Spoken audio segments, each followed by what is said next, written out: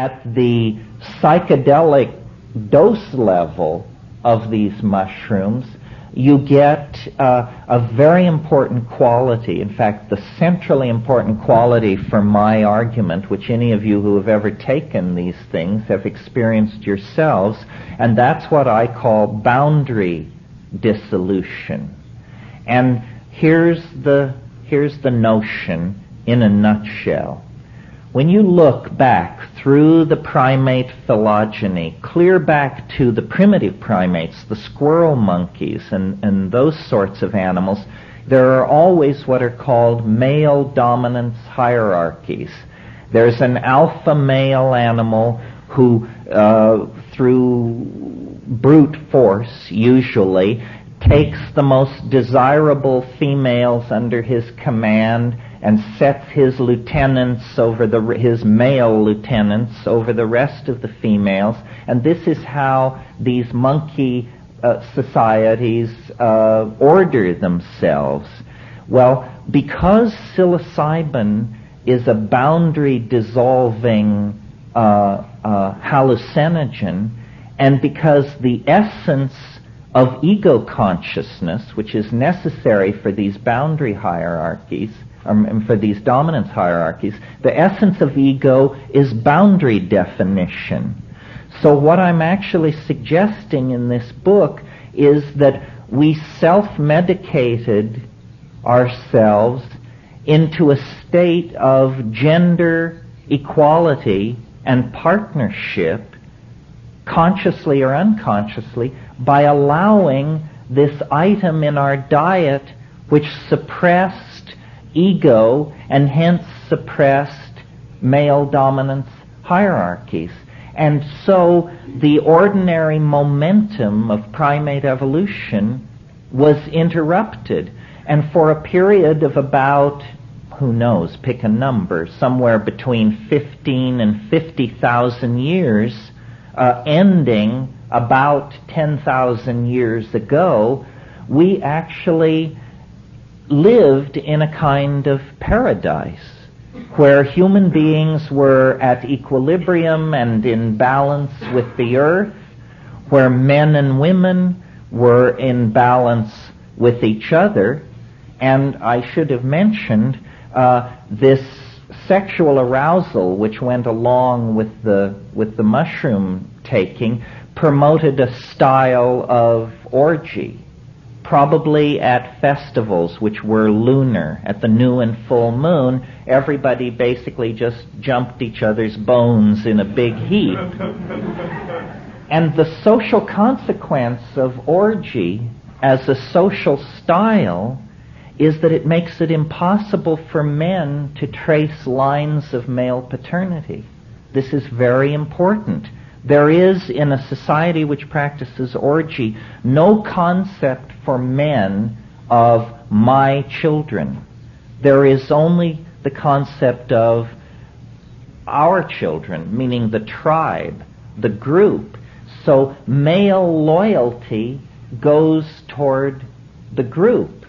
And this is very important because once men discovered male paternity, they discovered ownership of hunting grounds, food supplies, women, you name it.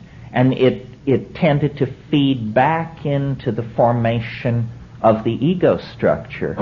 Well, and so I believe that really that was the golden age of humanity, that we all long for and have a great poignancy for, that has even been called the nostalgia for paradise.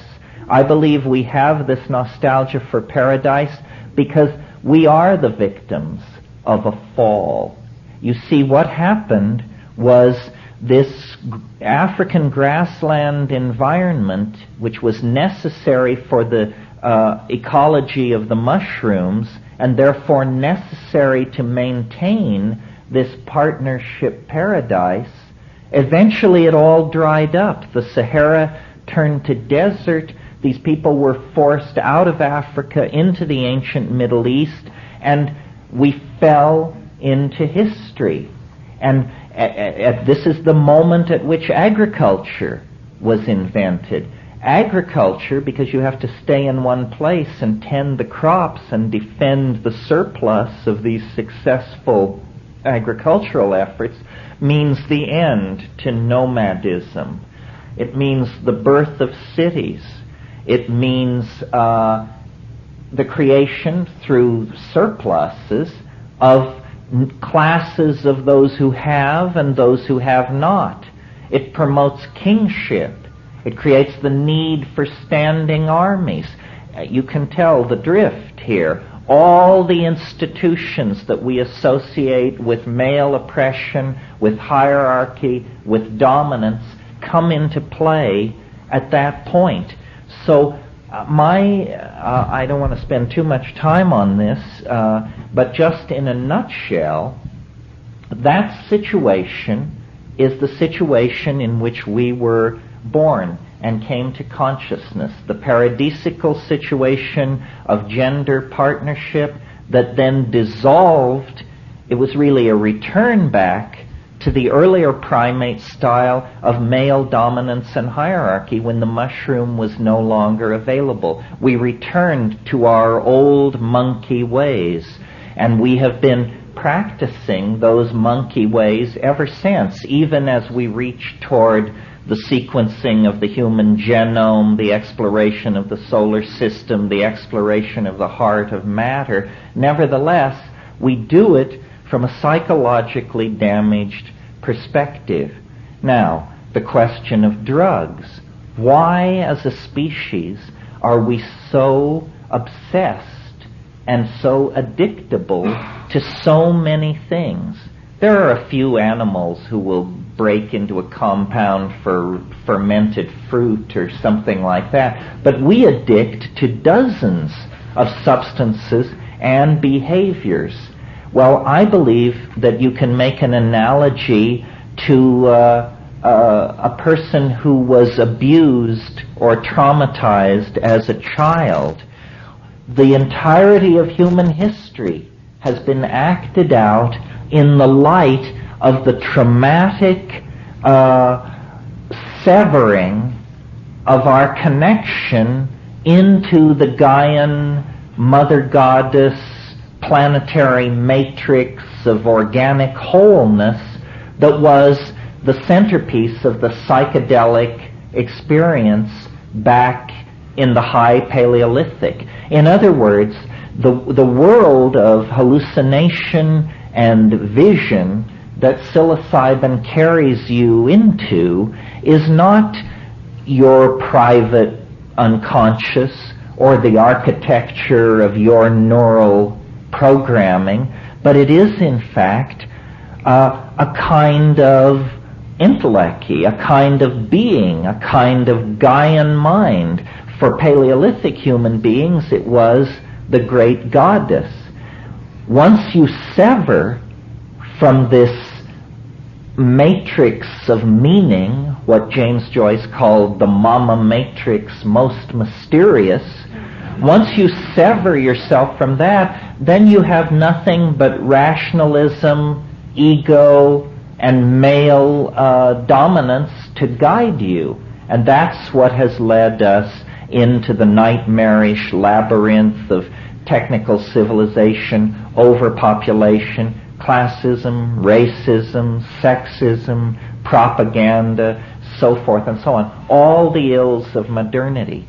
So I wrote this book making this argument because I believe that if we could import into straight society, almost as a Trojan horse, the idea that these psychedelic compounds and plants are not aberrational, they are not pathological, they are not some minor subset of impossibility that only freaks and weirdos become involved with, but rather they are in fact the catalyst that called forth humanness out of animal nature.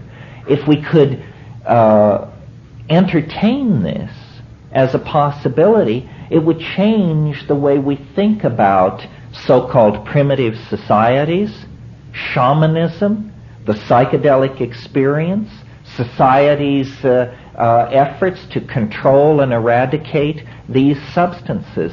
And I believe that we are really in a race on this planet now between education and disaster. And it is the momentum of the ego that threatens to shove us over the cliff into Armageddon. Famine, overpopulation, you can kiss goodbye to democratic values. We are all going to live in an Orwellian anthill if we don't, what? Change our minds. We have to change our minds on a dime.